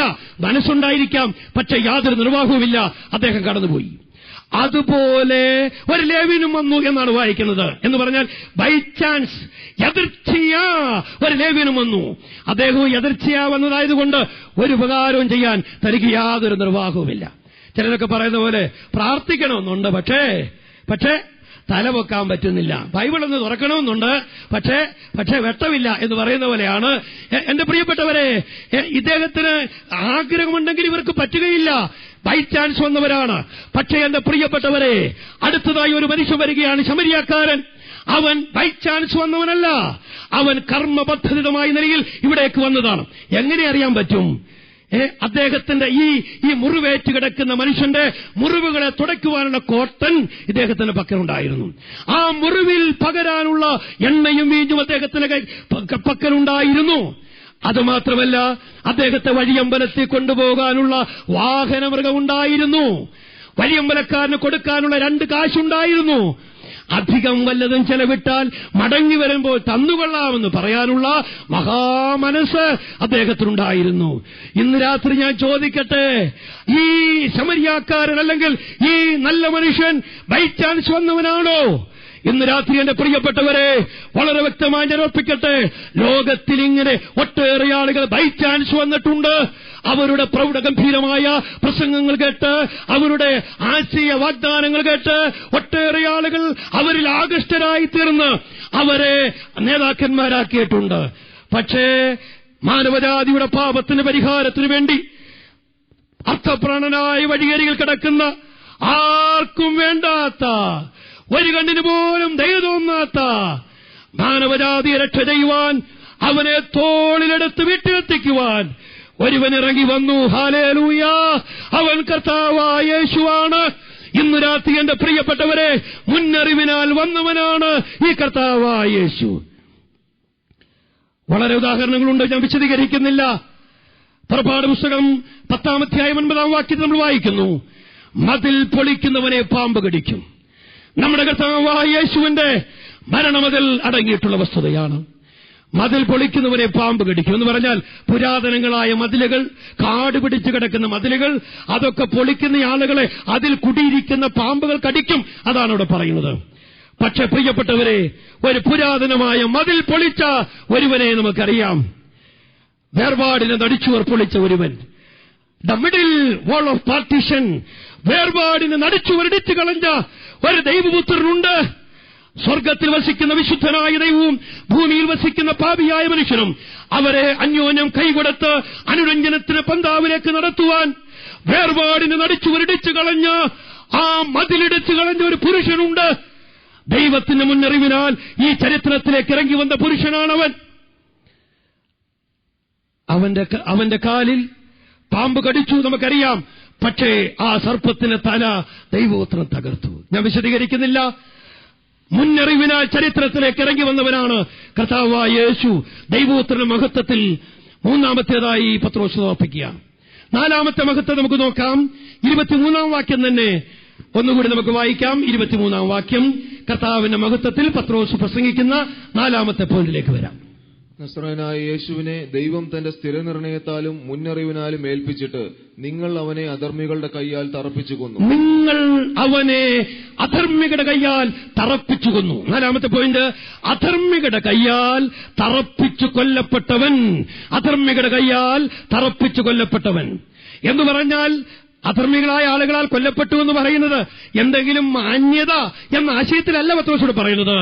അധർമ്മികളുടെ കൈയാൽ ഒരാൾ കൊല്ലപ്പെടുക എന്ന് പറയുന്നത് ഒരു കൊടും പാപിയായിരിക്കണം, ഏറ്റവും വലിയ നിഷ്ഠൂരനായിരിക്കണം ഈ വിധത്തിലുള്ള മരണം അനുഭവിക്കേണ്ടത്. പക്ഷെ യേശു അങ്ങനെ മരിച്ചതാ പറയുന്നത് എന്ന് പറഞ്ഞ പത്രോസ് ഉദ്ദേശിക്കുന്ന ആശയം, എന്റെ പ്രിയപ്പെട്ടവരെ, ലോകം കഠിനപാപി എന്ന് വിധി എഴുതിയ ഒരു മനുഷ്യനെയാണ് ക്രൂശിൽ മരണത്തിനായി ഏൽപ്പിക്കുന്നത്. പക്ഷെ യേശു ഒരു പാപവും ചെയ്യാത്തവനായിരുന്നു. അവനെ വിസ്തരിച്ച് വിധം പ്രഖ്യാപിച്ച പീലാത്തോസ് പൊതുജനത്തോട് ചോദിച്ച ചോദ്യം നമുക്കറിയാം, ഇവൻ ചെയ്ത ദോഷമെന്ത്? ഇവൻ ചെയ്ത ദോഷമെന്ത്? ലോകം ഇന്നുവരെ മറുപടി കൊടുക്കാത്ത ഒരു ചോദ്യമായി ചരിത്രത്തിന്റെ സീമകളിൽ അത് അലയടിച്ചുകൊണ്ടിരിക്കുകയാണ്. ഇവൻ ചെയ്ത ദോഷമെന്ത്? യാതൊരു ദോഷവും ഒരുത്തർക്ക് പോലും ചൂണ്ടിക്കാണിക്കുവാൻ കഴിയാതെയിരുന്നിട്ടും എന്റെ പ്രിയപ്പെട്ടവരെ, സകല മാനവജാതിയുടെയും പാപങ്ങൾ ഏറ്റെടുത്തുകൊണ്ട് ദൈവപുത്രൻ ഒരു കൊടുംപാപിയെ പോലെ അധർമ്മികളുടെ കൈയാൽ മരിക്കുകയാണ്. അവനങ്ങനെ മരിക്കേണ്ടവനല്ല, പക്ഷെ നിങ്ങളുടെയും എന്റെയും പാപം അവിടുന്ന് ഏറ്റെടുത്തതുകൊണ്ട് അധർമ്മികളുടെ കൈയാൽ മരിക്കുവാൻ അവൻ അനുവദിച്ചു കൊടുക്കുകയാണ്. അതാണ് കർത്താവിന്റെ മഹത്വം. മരിക്കുവാൻ ആവശ്യമില്ലാതിരുന്നിട്ടും അഥവാ ഈ നിലയിൽ മരിക്കുവാൻ യാതൊരു ആവശ്യമില്ലാതിരുന്നിട്ടും ഏറ്റവും ഭയാനകമായൊരു മരണം ദൈവപുത്രൻ ഏറ്റെടുക്കുന്നു, അധർമ്മികളുടെ കൈയാൽ മരിക്കുന്നു. അത് യേശുക്രിസ്തുവിന്റെ മഹത്വമാണ്. ലോകത്തിലൊരു മനുഷ്യനും അത് കഴിയുകയില്ല പ്രിയപ്പെട്ടവരെ. കർത്താവിന്റെ മഹത്വത്തിൽ അത് പത്രോസ് പറയുകയാണ്. ഒരു വോളിബോൾ കോർട്ടിന്റെ കരയിൽ നിൽക്കുന്ന റഫറി ബോളെടുത്ത് കളിക്കാരുടെ കരകളിലേക്ക് എറിഞ്ഞു കൊടുക്കുന്നത് പോലെ പിതാവായ ദൈവം തന്റെ പുത്രനെ അധർമ്മികളായ മാനവജാതിയുടെ കരങ്ങളിലേക്ക് ഏൽപ്പിച്ചു കൊടുത്തു. നിങ്ങൾ അവനെ എന്തെല്ലാം ചെയ്യുമോ അത് മുഴുവനും ചെയ്യുവാൻ. ലോകം ഇന്നുവരെ കണ്ടിട്ടുള്ളതിൽ വെച്ച് ഏറ്റവും ഭയാനകമായ ഒരു ശിക്ഷണ നടപടിയായിരുന്നു കാൽവറിയിൽ കർത്താവ് അനുഭവിച്ചത്. നമുക്ക് നന്നായിട്ടറിയാം. അധർമ്മികളുടെ കൈയാൽ ക്രൂശിക്കപ്പെട്ടവൻ. നമുക്കറിയാം, 22-ാം സങ്കീർത്തനം വായിക്കുമ്പോൾ 4 വിധത്തിലുള്ള അധർമ്മികൾ പ്രധാനമായും കർത്താവിനെ ചുറ്റിവളഞ്ഞു. അനേകം കാളകൾ എന്നെ വളഞ്ഞു എന്നാണ് വായിക്കുന്നത്. അത് ജാതികളെ കുറിച്ചാണ്, ജെന്റൈൽസ്. രണ്ടാമത്തെ കൂട്ടം ഭാഷാങ്കൂറ്റന്മാർ എന്നെ ചുറ്റിയിരിക്കുന്നു, അത് യഹൂദന്മാരെ കുറിച്ചാണ്, ജൂയിഷ് പീപ്പിൾ. നായ്ക്കൾ എന്നെ വളഞ്ഞു, അത് റോമൻ പടയാളികളാണ്, റോമൻ സോൾജിയേഴ്സ്. 4ാമത് വായിക്കുന്നു, ബുഭുക്ഷതയോടെ അലറുന്ന സിംഹം എന്ന പോലെ, അത് റോമൻ ഭരണാധികാരികളെയാണ് കുറിക്കുന്നത്, റോമൻ എംപറേഴ്സ്. ഇന്ന് രാത്രി നമുക്ക് ചോദിക്കാം, ലോക സാമ്രാജ്യങ്ങളിൽ അത്യുന്ന സാമ്രാജ്യമായ റോമൻ സാമ്രാജ്യമേ, യാതൊരു നിലയിലും തെറ്റുപറ്റുകയില്ല എന്ന് ലോകത്തോട് വീമ്പിളക്കിയ മഹാസാമ്രാജ്യമേ, യാതൊരു തെറ്റുമില്ല എന്ന് നിങ്ങളുടെ ഗവർണർ വിധി എഴുതിയ മനുഷ്യനെ നിങ്ങൾ ഇത്രമാത്രം ചുറ്റിവളയുവാൻ ഇവൻ ചെയ്ത ദോഷമെന്ത്? അല്ലയോ റോമൻ പടയാളികളെ, റോമൻ ഭരണാധികളെ, യഹൂദാജനങ്ങളെ, നിങ്ങളെല്ലാവരും ഈ ഒരുവന്റെ നേരെ, നിസ്സഹായി നിൽക്കുന്ന ഈ ഒരുവന്റെ നേരെ ഇത്രയധികം ആജ്ഞെടുക്കുന്നത് എന്തിന്? ഇന്ന് രാത്രി എന്റെ പ്രിയപ്പെട്ടവരെ, ഒരു കൊടുമ്പാബി എന്ന പോലെ ദൈവപുത്രനെ ചുറ്റുവളയുവാനിടയായതിന്റെ കാരണം കർത്താവ് നമ്മുടെ എല്ലാവരുടെയും പാപം ഏറ്റെടുത്തു എന്നുള്ളതാണ്. 22-ാം സങ്കീർത്തനം, അതിലെ തലക്കെട്ട് നമുക്കറിയാം, ഉഷസ്സിൻ മാൻപേട രാഗത്തിൽ എന്നാണ് കൊടുത്തിരിക്കുന്നത്. ഉഷസ്സിൻ മാൻപേട എന്ന് പറഞ്ഞാൽ യാതൊരു പ്രതികാരവുമില്ലാത്ത ഒരു മാൻപേട. അതിനെ ഏതെല്ലാം ജീവികൾ എന്തെല്ലാം ഉപദ്രവിച്ചാലും യാതൊരു പ്രതികാരവുമില്ലാത്ത ജീവിയാണ് ഉഷസ്സിൻ മാൻപേട. ഇന്ന് രാത്രി എന്റെ പ്രിയപ്പെട്ടവരെ, കൊല്ലുവാൻ കൊണ്ടുപോകുന്ന കുഞ്ഞാടിനെ പോലെ കൊണ്ടുപോയിട്ടും രോമം കത്തിരിക്കുന്നതിന് മുമ്പാകെ മിണ്ടാതിരിക്കുന്ന ആടിനെ പോലെ വായ തുറക്കാതെ ഇരുന്ന അധർമ്മികളുടെ സകല ദണ്ഡനങ്ങളും ഏറ്റുവാങ്ങിയ ദൈവപുത്രൻ, കഷ്ടാനുഭവങ്ങളാൽ തികഞ്ഞവനായി തീർന്ന ദൈവപുത്രൻ, കർത്താവിന്റെ മഹത്വമാണത്. ദൈവത്തിന് സ്തോത്രം. അധർമ്മികളുടെ കൈയാൽ ക്രൂശിക്കപ്പെട്ട കർത്താവായ യേശു, നമുക്കറിയാം, അവർ അവന്റെ മുഖത്തടിച്ചു. അവരവരുടെ മുഖത്തടിച്ചു എന്ന് പറയുമ്പോൾ വാസ്തവത്തിൽ അതത്ര ഭയാനകമാണ്. എന്റെ മനസ്സിൽ വന്നൊരു ചിന്തയോടെ ഞാൻ ഇതോടൊന്ന് ബന്ധത്തിൽ പറഞ്ഞെടുത്ത പോയിന്റിലേക്ക് വരുന്നു. യെശയ്യാ പ്രവചനം 1-ാം അധ്യായത്തിൽ നമ്മൾ വായിക്കുന്നുണ്ട്, ഇനി നിങ്ങളെ അടിച്ചിട്ട് എന്ത്? ഇനി നിങ്ങളെ അടിച്ചിട്ട് എന്ത്? നിങ്ങൾ അധികം പിന്മാറി എന്ന് പറഞ്ഞാൽ ദൈവം ഇവരെ ഒരുപാട് അടിച്ചു, യാതൊരു പ്രയോജനവുമില്ല. ചില പിള്ളേരെ അങ്ങനെയാ പറയാറുണ്ട്, അമ്മാവനെ എത്ര തല്ലിയാലും ഞാൻ നന്നാകുകയില്ല. പിള്ളേരുടെ കാര്യം മാത്രം പോരാ, ചില പെണ്ണുങ്ങളും അങ്ങനെയാ, ചില സഹോദരന്മാരും അങ്ങനെയാ, എല്ലാം അങ്ങനെ ഉണ്ട്. ഇവിടെ ഇതാ ദൈവം പറയുന്നു, ഇനി നിങ്ങളെ അടിച്ചിട്ടെന്ത്? നിങ്ങൾ അധികം പിന്മാറുകയുള്ളൂ. ദൈവം അവരെ ഒരുപാട് അടിച്ചു, പക്ഷേ അടിയുടെ നന്മകളൊന്നും ഇവരിൽ കണ്ടില്ല. എന്നാൽ സുവിശേഷത്തിലേക്ക് വരുമ്പോൾ അധർമ്മികളുടെ കയ്യിലേൽപ്പിക്കപ്പെട്ട പുരുഷൻ അവന്റെ കന്നത്ത് അവരടിക്കുകയാണ്. യെശയ്യാ പ്രവാചകൻ പറയുന്നു, അടിക്കുന്നവർക്ക് അവൻ തന്നെ മുതുകും, രോമം പറിക്കുന്നവർക്ക് കവട് ഏൽപ്പിച്ചു കൊടുത്തു. എന്നെ വളരെ ചിന്തിപ്പിച്ചൊരു വാക്യം, ഉത്തമഗീതങ്ങൾ 5-ാം അധ്യായം 13-ാം വാക്യം. ഉത്തമഗീതങ്ങൾ 5 അവന്റെ കവിൾ സുഗന്ധ സസ്യങ്ങളുടെ തടം. അവന്റെ കവിൾ, ഇത് പറയുമ്പോൾ ഞാൻ വളരെ വികാരഭരിതനായിട്ടാണ് പറയുന്നത്.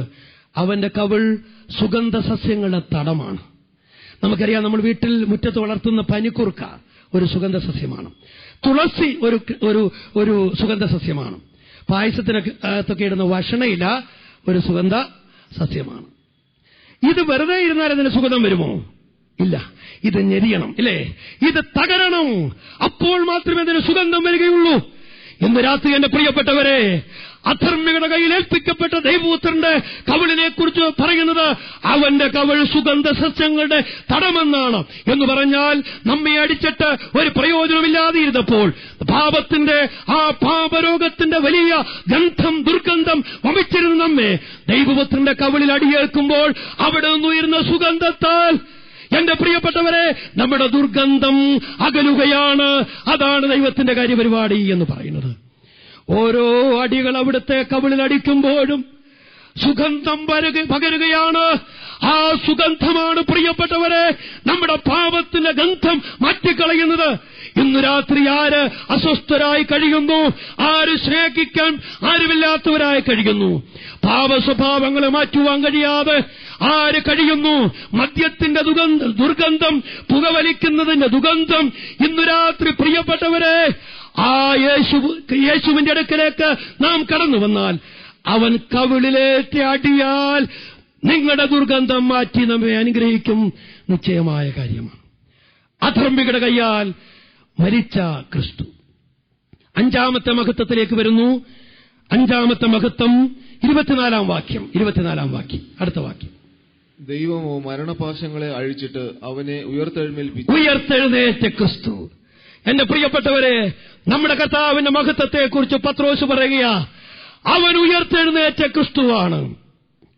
ദൈവമോ മരണപാശങ്ങളെ അഴിച്ചിട്ട് അവനെ ഉയർത്തെഴുന്നേൽപ്പിച്ചു.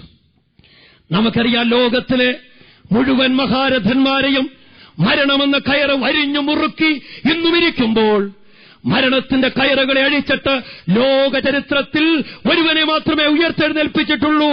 അത് പിതാവായ ദൈവം തന്റെ പുത്രനെയാണ് ഉയർത്തെഴുന്നേൽപ്പിച്ചത്. മരിച്ചു മൺമറഞ്ഞു പോയ ഒരു മിഥ്യാമൂർത്തിയല്ല കർത്താവായ യേശു. മരണത്തെ വന്ന് ഉയർത്തെഴുന്നേറ്റ് അവിടെ നിന്നും ജീവിക്കുന്ന അതുല്യ പുരുഷനാണ്. നമ്മൾ പലപ്പോഴും പാടി സന്തോഷിക്കാറില്ലേ? പ്രിയ ഉണ്ണിയും തോബിയും ഒക്കെ സഹോദരന്മാര് പലപ്പോഴും പാടാറുള്ളൊരു പാട്ടുണ്ട്. ഉലകമഹാന്മാർ അഖിലരും ഒരുപോൽ ഉറങ്ങുന്നു കല്ലറയിൽ, എന്നാൽ നമ്മുടെ ഉന്നതനേശു മഹേശ്വരം മാത്രം ഉയർത്തെഴുന്നേറ്റ് ജീവിക്കുന്നു. എന്റെ പ്രിയപ്പെട്ടവരെ, നമ്മൾ എത്രയോ അഭിമാനശാലികളാണ്. കർത്താവിന് ദാസം പാടിയിട്ടുണ്ട്, മരണത്താൽ മാറുന്ന അധിപരുടെ പിന്നാലെ പോകുന്നവർ ലജ്ജിക്കുമ്പോൾ നാം അവന്റെ നാമത്തിൽ ജയ് വിളിക്കും. പ്രിയപ്പെട്ടവരെ, മരണം കൊണ്ട് അവസാനിക്കുന്ന മഹാന്മാരുടെ പിന്നാലെ ആളുകൾ പോകുമ്പോൾ ഒടുവിൽ അവർ നിരാശപ്പെടുമ്പോൾ നമ്മളൊക്കെ കർത്താവിന്റെ പിന്നാലെ പോകുന്ന മരണത്തെ വന്ന് ഉയർത്തെഴുന്നേറ്റ മരണത്തിന്റെയും പാതാളത്തിന്റെയും താക്കോൽ കൈവശമുള്ള ദൈവപുത്രന്റെ പിന്നാലെ പോകുന്ന ജീവിതങ്ങൾ അവർ ജയ് വിളിക്കും എന്നാണ് പറയുന്നത്. എവിടെയാ ജയ് വിളിക്കുന്നത്? പൂങ്കാവ് ജംഗ്ഷനിലാണോ? കോന്നി ജംഗ്ഷനിലാണോ? തണ്ണിത്തോട് ജംഗ്ഷനിലാണോ? പത്തനംതിട്ട നഗരത്തിലാണോ? അല്ല, അവിടെ ജയ് വിളിക്കാൻ പ്രമാണമില്ല. അവിടെ ജയ് വിളിക്കാൻ പ്രമാണമില്ല. എന്റെ പ്രിയപ്പെട്ടവരെ, നമ്മളാ ശരിക്കും ജയ് വിളിക്കുന്നവർ. ഇന്ന് ജയ് വിളിക്കുന്നവർ നാളെ നിരാശരാകുമ്പോൾ ദൈവമക്കൾ ആ ഇമ്പങ്ങളുടെ പറുദീസയിൽ അക്കരെ നാട്ടിൽ അവിടെ നിത്യയുഗം ജയ് വിളിക്കാൻ പോകുകയാ. അതുകൊണ്ട് ഇവിടെ ജയ് വിളിച്ചു വെറുതെ ജീവിതം നിരാശപ്പെടുത്തരുത്. ദൈവജനത്തോടെ ഞാൻ പറയുന്നത്, എല്ലാത്തോടല്ല. ഇവിടെ ജയ് വിളിച്ച് ജീവിതം നഷ്ടപ്പെടുത്തരുത്, പ്രതിഫലം നഷ്ടപ്പെടുത്തരുത്. നമുക്കൊരു നഗരമുണ്ട്. ആ നഗരത്തിനായി നമുക്ക് പ്രതീക്ഷിക്കാം. ദൈവത്തിന് സ്തോത്രം. ഉയർത്തെഴുന്നേറ്റ ക്രിസ്തുവാണിവൻ. ഈ കർത്താവ് എത്രയോ ഉന്നതനാണല്ലേ. എന്താ യോഹന്നാൻ പറയുന്നത്? 7 നിലവിളക്കടം നടുവിൽ മാറത്ത് പൊൻകച്ച കെട്ടിയവൻ, അല്ലേ? വെള്ളോട്ടിന് സദൃശ്യമായ കാലുള്ളവൻ, പെരുവെള്ളത്തിന്റെ ഇരച്ചിൽ പോലെ ശബ്ദമുള്ളവൻ, അഗ്നിജാലക്കൊത്ത കണ്ണുള്ളവൻ, വെള്ളോട്ടിന് സദൃശ്യമായ കാലുള്ളവൻ, തലയും തലമുടിയും വെളുത്ത പഞ്ഞു പോലെയുള്ളവൻ. ഈ നാഥൻ എത്രയോ ഉന്നതനാണ്. ഇരിക്കുന്നവൻ, ഇരുന്നവൻ, വരുന്നവൻ, അയ്യോ പറഞ്ഞാൽ തീരുകയില്ല. ആൽഫയും ഒമേഗയും, ഒന്നാമത്തവനും ഒടുക്കത്തവനും. ഈ കർത്താവ് ആരാ, അല്ലേ? ഇല്ലേ? അക്ഷയനും അദൃശ്യനും രാജാതിരാജാവും കർത്താതികർത്താവും, പൊന്തിയോസ് പീലാത്തോസിന് മുമ്പാകെ നല്ല സ്വീകാരം കഴിച്ചവനും. എന്റെ പ്രിയപ്പെട്ടവരെ, ഇവനെത്ര മഹാനാണ്! ഈ കർത്താവ് എത്രയോ ഉന്നതനാണ്. എന്റെ പ്രിയപ്പെട്ടവരെ, ഈ നല്ല നാഥന് വേണ്ടി നമുക്ക് ജീവിക്കാം. നാം ഒരിക്കൽ അവന് വേണ്ടി നിലനിൽക്കാൻ പോകുകയാണ്. അവനെ സ്നേഹിക്കുന്നവർ, അവന് വേണ്ടി നിലനിൽക്കുന്നവർ, അവന്റെ പവിത്ര പാദസേവ ചെയ്യുന്നവർ എല്ലാം ഒരിക്കൽ വിജയാഹ്ലാദം മുഴക്കാൻ പോകുകയാണ്. കർത്താവ് നമ്മെ സഹായിക്കട്ടെ. ഈ കർത്താവ് എത്രയോ നിസ്തുല്യനാണ്. ആറാമത്തെ മഹത്വം 33-ാം വാക്യം. 33-ാം വാക്യത്തിലേക്ക് വരാം. പരിശുദ്ധാത്മാവിനെ പകർന്നു തന്ന ക്രിസ്തു. പരിശുദ്ധാത്മാവിനെ പകർന്നു തന്ന ക്രിസ്തു. അവൻ ദൈവത്തിന്റെ വലത്തുഭാഗത്തേക്ക് ആരോഹണം ചെയ്തു. പരിശുദ്ധാത്മാവ് എന്ന വാഗ്ദത്തം പിതാവിനോട് വാങ്ങി. പരിശുദ്ധാത്മാവ് എന്ന വാഗ്ദത്തം പിതാവിനോട് വാങ്ങി. പരിശുദ്ധാത്മാവിനെ വാങ്ങി നമുക്ക് തന്നവൻ. നമ്മുടെ കർത്താവ് പറഞ്ഞു, ഞാൻ സ്വർഗത്തിലേക്ക് പോകുന്നു, പിതാവിന്റെ അടുക്കലേക്ക് പോകുന്നു. ഞാൻ പോകുന്നത് നിങ്ങൾക്ക് പ്രയോജനം. ഞാൻ ചെന്നാൽ കാര്യസ്ഥനെ നിങ്ങളുടെ അടുക്കൽ അയക്കും. ഈ പരിശുദ്ധാത്മാവിനെ അയക്കും. അങ്ങനെ വാഗ്ദത്തത്തിൻ പരിശുദ്ധാത്മാവിനെ അയച്ച ക്രിസ്തുവാണ് പുത്രനായ ക്രിസ്തു. പരിശുദ്ധാത്മാവിനെ അയച്ചു എന്ന് പറഞ്ഞാൽ അത് പരിശുദ്ധാത്മാവാണ് ഒരാൾക്ക് രക്ഷയ്ക്കായിട്ടുള്ള എല്ലാ കാര്യപരിപാടികളും ചെയ്തു കൊടുക്കുന്നത്. യോഹന്നാൻ 16:8 വായിക്കുന്നു, പാപത്തെക്കുറിച്ചും നീതിയെക്കുറിച്ചും ന്യായവിധിയെക്കുറിച്ചും ലോകത്തിന് ബോധ്യം വരുത്തി കൊടുക്കുന്നത് ദൈവത്തിന്റെ പരിശുദ്ധാത്മാവാണ്. ഈ 3 കാര്യങ്ങൾ ആർക്കെങ്കിലും ബോധ്യം വന്നില്ലെങ്കിൽ രക്ഷിക്കപ്പെടാൻ പറ്റുമോ? ആർക്കും രക്ഷിക്കപ്പെടാൻ പറ്റുകയില്ല. ഇത് ലോകത്തിന് ബോധ്യപ്പെടുത്തി കൊടുക്കുന്നത് ദൈവത്തിന്റെ പരിശുദ്ധാത്മാവാണ്. പരിശുദ്ധാത്മാവിനെ പിന്നെ നമുക്ക് എന്തിനാ തരുന്നത്? യോഹന്നാൻ 16:13 എന്തിനാ തരുന്നത്? അവൻ വന്ന് നമ്മെ സകല സത്യത്തിലും അതിനാ തരുന്നത്. ചില ആളുകൾ ചോദിക്കാറുണ്ട്, ഞാൻ രക്ഷിക്കപ്പെടാത്തതിന്റെ കാരണം എന്താണെന്ന് അറിയാമോ? രക്ഷിക്കപ്പെട്ടു കഴിഞ്ഞാൽ പിന്നെ എനിക്ക് ഈ സ്വഭാവങ്ങളൊന്നും മാറ്റാനായിട്ട് പറ്റില്ല, എനിക്കതിനുള്ള കഴിവില്ല. ഞാൻ ഈ കുടി എങ്ങനെ മാറ്റും, ഞാൻ ഈ വലി എങ്ങനെ മാറ്റും, ഞാൻ ഈ ചീത്തവളി എങ്ങനെ മാറ്റും, ഞാൻ ഈ കള്ളക്കച്ചവടം എങ്ങനെ മാറ്റും, ഞാൻ ഈ ദുഷ്പ്രവൃത്തികൾ എങ്ങനെ മാറ്റും, എനിക്ക് കഴിവില്ല. അതുകൊണ്ട് രക്ഷിക്കപ്പെടാതിരുന്നാ പിന്നെ ഒരു കുഴപ്പമില്ലല്ലോ. ഇന്ന് രാത്രി ഞാൻ പറയട്ടെ, അത് അബദ്ധ ചിന്തയാണ്. രക്ഷിക്കപ്പെട്ടു കഴിഞ്ഞാൽ ഒരുവൻ ജീവിക്കുന്നത് അവന്റെ കഴിവുകൊണ്ടല്ല, നാം കൃപയാലാണ് രക്ഷിക്കപ്പെടുന്നത്. എന്നാൽ റോമർ 5:2 വായിക്കുന്നു, നാം നിൽക്കുന്ന ഈ കൃപയിലേക്ക്, എന്റെ പ്രിയപ്പെട്ടവരെ, കൃപയാൽ നമ്മെ രക്ഷിച്ചു എന്ന് മാത്രമല്ല, ദൈവ കൃപയിൽ അവൻ നമ്മളെ നിർത്തിയിരിക്കുകയാണ്. അതുകൊണ്ടാ ജയകരമായ ജീവിതം നയിക്കുന്നത്. ലോകത്തിന് അസൂയ തോന്നുമാറ് ജയകരമായ ജീവിതം വിശ്വാസികൾ നയിക്കുന്നതിന് കാരണം പരിശുദ്ധാത്മാവ് ഉള്ളിലുള്ളത് കൊണ്ടാണ്.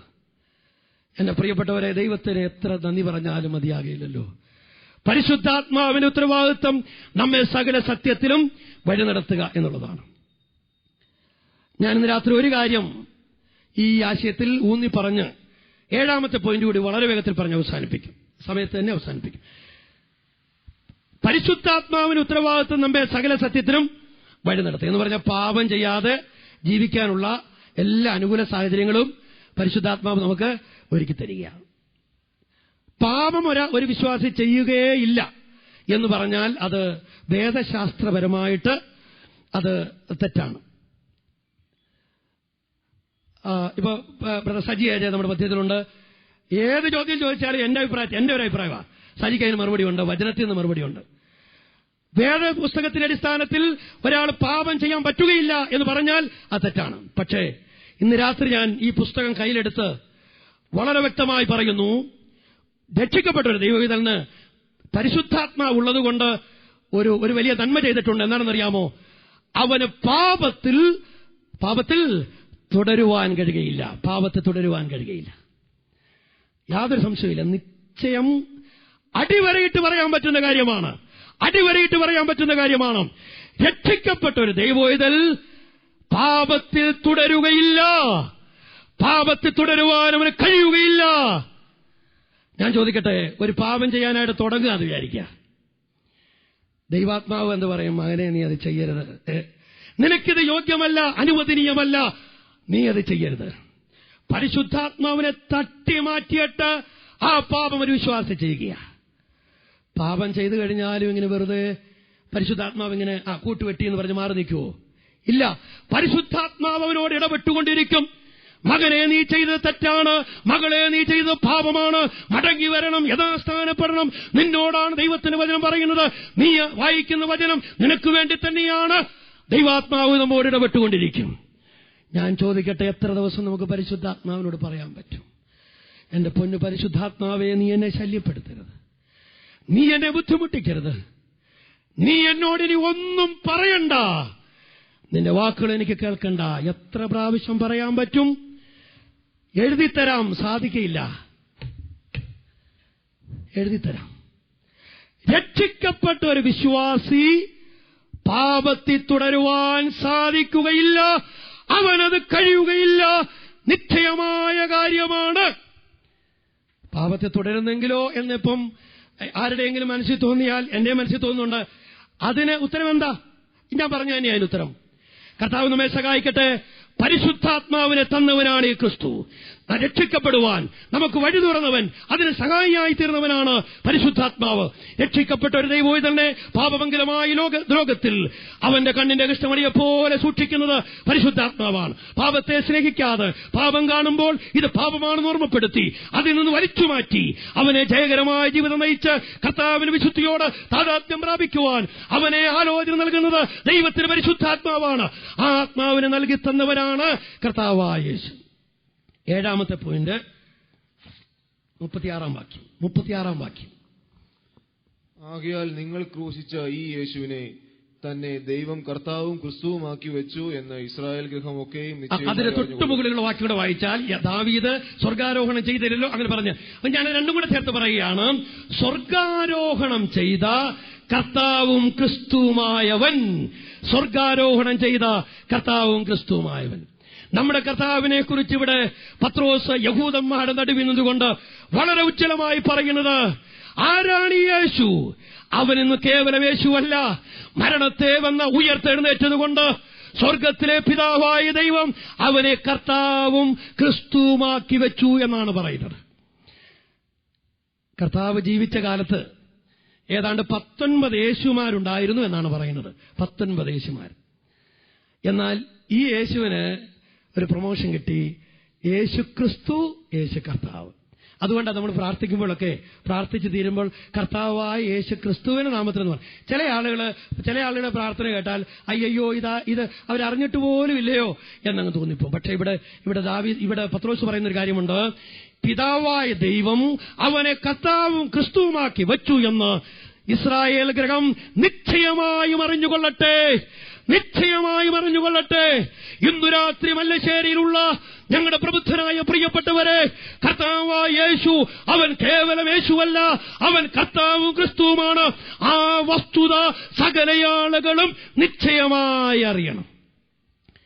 രക്ഷിക്കപ്പെട്ടു കഴിഞ്ഞാൽ പിന്നെ യേശു അല്ല, പിന്നെ കർത്താവാ എന്ന് പറഞ്ഞാൽ യേശുവിന് കർത്തൃത്വം കൊടുക്കണം. ഇന്ന് ഒത്തിരി ആളുകൾ രക്ഷിക്കപ്പെട്ടിട്ടുണ്ട്, പക്ഷേ ആ കാര്യം മാത്രം, കർത്തൃത്വം കൊടുക്കുന്ന കാര്യം മാത്രം പറഞ്ഞാൽ അപ്പോഴേ വിഷയം മാറും, മുഖഭാവം മാറും. കർത്തൃത്വം കൊടുക്കാനോ? ഇതെന്നാ കാര്യമാ? അങ്ങനെ ഒരു കാര്യമില്ല. എന്റെ പ്രിയപ്പെട്ടവരെ, ഒരാൾ രക്ഷിക്കപ്പെടുക എന്ന് പറഞ്ഞാൽ കർത്തൃത്വം യേശുവിന് വിട്ടുകൊടുക്കുക എന്നാണെന്നതിന്റെ അർത്ഥം. കാറ്റും കോളും തിരമാലകളും അടങ്ങിയ ഈ ലോകമഹാസാഗരത്തിൽ നമ്മുടെ ജീവിതമാകുന്ന നൗകയിൽ അമരക്കാരനായ യേശുവിനെ ആക്കുക. അതാണ് രക്ഷിക്കപ്പെടുക എന്ന് പറഞ്ഞാൽ. വെറുതെ കൈപൊക്കിയിട്ട് കാര്യമില്ല, ഏറ്റുപറഞ്ഞിട്ട് കാര്യമില്ല.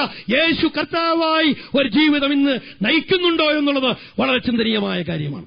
കഴിഞ്ഞ ആഴ്ചയിലായിരുന്നു ഞങ്ങളുടെ സഭയിലെ റോജന്റെ കല്യാണം. പരിഹാരത്തിൽ നിന്ന് പെൺകുട്ടി വന്നു, തണ്ണിത്തോട്ടിൽ വെച്ച് കല്യാണം നടത്തി. ആ പെൺകുട്ടി വന്ന വഴിക്ക് പിന്നെ അവരുടെ കൂടെ പരിഹാരത്തോട്ട് പോകല്ലായിരുന്നു, റോജന്റെ കൂടെ പിന്നെ യാത്ര.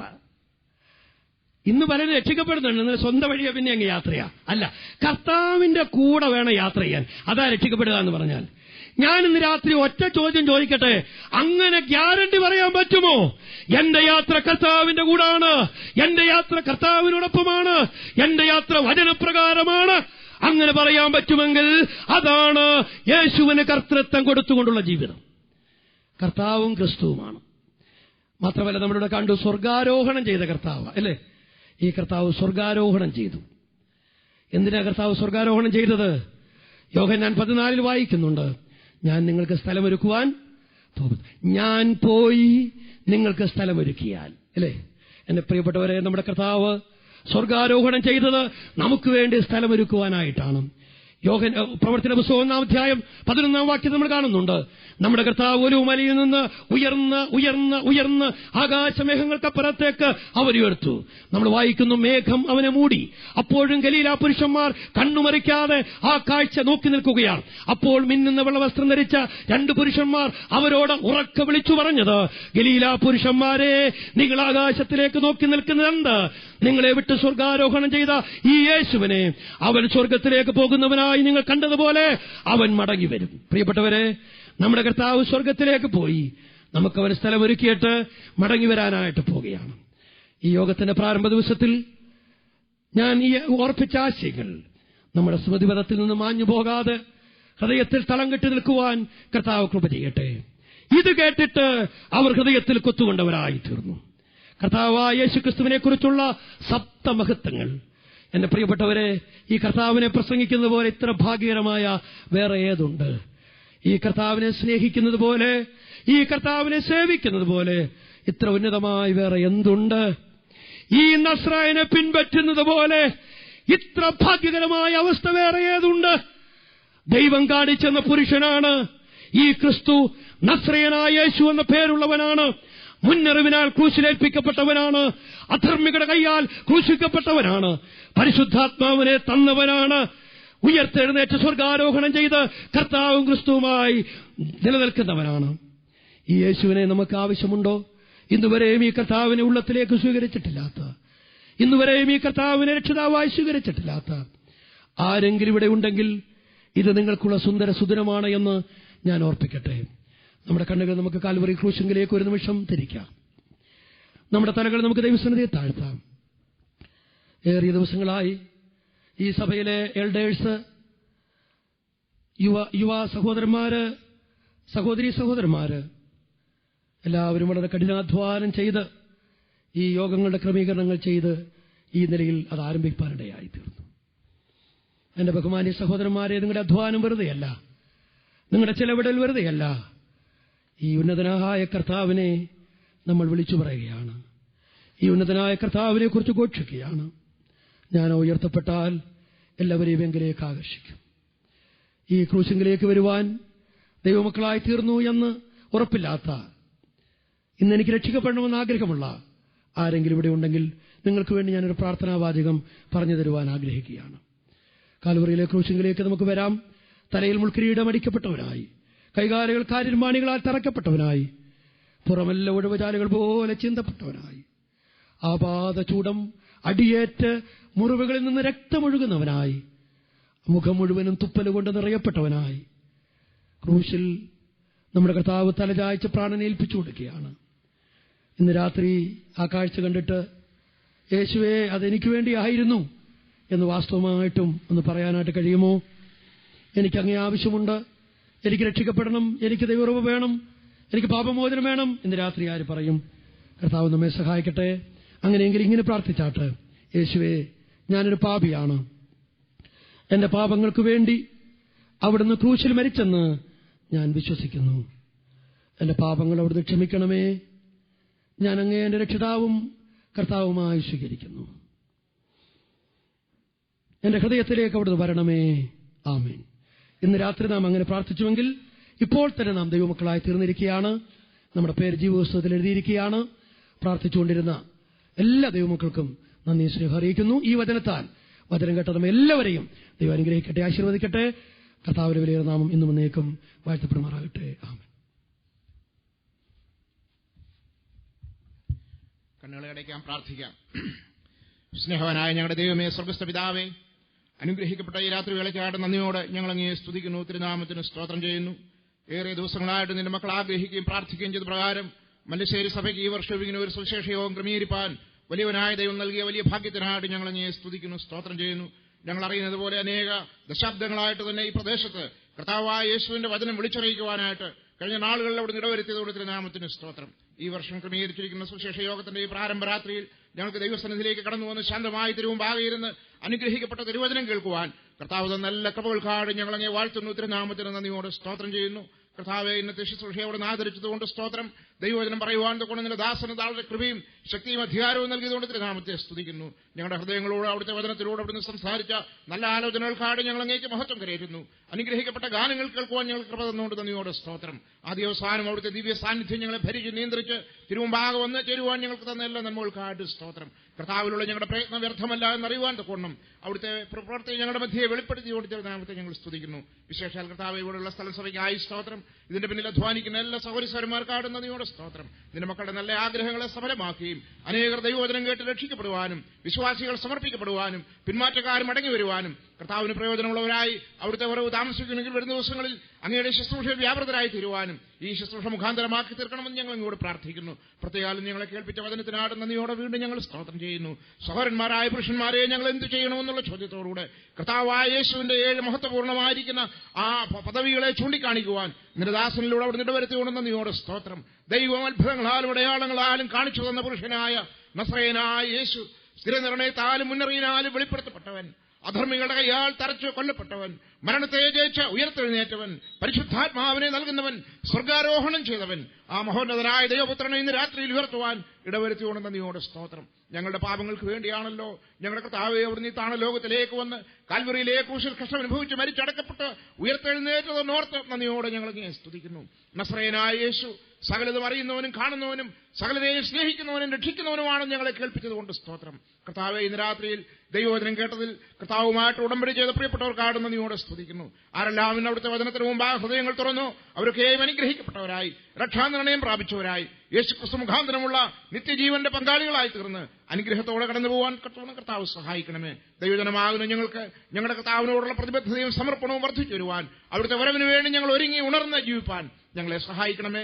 കർത്താവെ, ദൈവത്തിന്റെ വചനത്തിന് മുമ്പാകെ ഈ സത്യങ്ങളൊക്കെ അറിഞ്ഞിട്ടും അംഗീകരിക്കാതെയും സ്വീകരിക്കാതെയും കർത്താവിനെ കൂടാതെ ജീവിക്കുന്നവരാരെങ്കിലും ഇനി വിശേഷിക്കുന്നുവെങ്കിൽ അവരും ഇന്ന് രാത്രിയിൽ കേട്ട വചന മുഖാന്തരം ദൈവത്തെങ്കിലേക്ക് തിരിയുവാൻ മനസ്സാന്തരപ്പെടുവാൻ ഞങ്ങൾ എന്ത് ചെയ്യണമെന്നുള്ള ചോദ്യം അനേക ഹൃദയങ്ങളിൽ ഉണ്ടാകുവാൻ ഇടവരുത്തണമെന്ന് പ്രാർത്ഥിക്കുന്നു. ഈ സന്ദേശം ഈ ദേശത്തിന് അനുഗ്രഹമാക്കി തീർക്കണമേ. ദൈവവചന ശുശ്രൂഷയ്ക്കായി നിന്റെ ദാസന് കൊടുത്ത എല്ലാ ദൈവവിക്കായിട്ട് സ്തോത്രം. വരും ദിവസങ്ങളും അങ്ങയുടെ മഹത്വത്തിനായിട്ട് ഉപയോഗിക്കണമേ. നാളെ പ്രഭാതത്തിലും പകലും പോയി നേരെ തൂക്കം നടക്കുവാനുള്ള ശുശ്രൂഷകൾക്ക് വേണ്ടി ഞങ്ങൾ പ്രാർത്ഥിക്കുന്നു. ദൈവവചനം പ്രസംഗിക്കുന്നവരെയും ഗാനങ്ങൾ ആലപിക്കുന്നവരെയും ഇതര ശുശ്രൂഷ നിർവഹിക്കുന്നവരെയും കർത്താവ് സഹായിക്കണമേ. ധാരാളമായ ദൈവം നൽകണമേ. ആഗ്രഹത്തോടും താല്പര്യത്തോടും വചനം കേൾക്കുവാനുള്ള വാഞ്ചയോടും കൂടെ ജനത്തെ കൂട്ടിവരുത്തുമാറാകണം എന്ന് ഞങ്ങൾ ഇങ്ങോട്ട് പ്രാർത്ഥിക്കുന്നു. കടന്നു വരുന്നവരെല്ലാം വചനത്താൽ അനുഗ്രഹിക്കപ്പെട്ട് ദൈവകൃപ പ്രാപിച്ചു മടങ്ങിപ്പോവാൻ സഹായിക്കണമേ. ഇന്ന് രാത്രിയിലും കടന്നു വന്ന ദൈവവചനം കേട്ട എല്ലാ ജനത്തിനായിട്ട് സ്തോത്രം. മലശ്ശേരിയിൽ നിന്നും പരിസര പ്രദേശങ്ങളിലും ദൂരസ്ഥലങ്ങളിലൊക്കെ ദൈവവചനം കേട്ടവർക്കായി സ്തോത്രം. അനേകയിടങ്ങളിൽ ഇത് കേട്ടുകൊണ്ടിരുന്ന എല്ലാവർക്കായിട്ടും നന്ദിയോടെ സ്തോത്രം. വചനത്തിന് മുമ്പാകെ തങ്ങളെ തന്നെ സമർപ്പിച്ച് സന്തോഷമുള്ളവരായിട്ട് കർത്താവിന്റെ വരവിന് വേണ്ടി ഒരുങ്ങുവാൻ ഇടവരുത്തണമേ. ഇപ്പോൾ ഞങ്ങൾ പിരിഞ്ഞു പോകട്ടെ. സമാധാനത്തോടെ ഞങ്ങളെ പറഞ്ഞയക്കണമേ. വീണ്ടും അവിടുത്തെ വരവിനായിട്ട് ഞങ്ങളെ ഒരുക്കണം, മഹത്വം എടുക്കണമേ. കർത്താവിന്റെ രക്ഷിതാവുമായ യേശുക്രിസ്തുവിന്റെ വിലയേറിയ നാമത്തിൽ താഴ്മയായിട്ട് അപേക്ഷിക്കുന്നു. കൃപയുണ്ടായി കേൾക്കുമാറാകണമേ. ആമീൻ. പിതാവായ ദൈവത്തിന്റെ സ്നേഹവും കർത്താവായ യേശുക്രിസ്തുവിന്റെ കൃപയും ആശ്വസിപ്പിക്കുന്ന പരിശുദ്ധാത്മാവിന്റെ സംസർഗവും കൂട്ടായ്മയും നാം എല്ലാവരോടും കൂടെ ഇപ്പോഴും എന്നേക്കും ഉണ്ടായിരിക്കുമാറാകട്ടെ. ആമീൻ. സ്തോത്രം. വിവിധ സ്ഥലങ്ങളിലേക്ക് പോകുവാൻ സൗകര്യമില്ലാത്തവര് ഗേറ്റിംഗിലെ സഹോദരന്മാർ നിൽപ്പുണ്ട്. വാഹന ക്രമീകരണം ചെയ്തിട്ടുണ്ട്. അത് പ്രയോജനപ്പെടുത്താവുന്നതാണ്.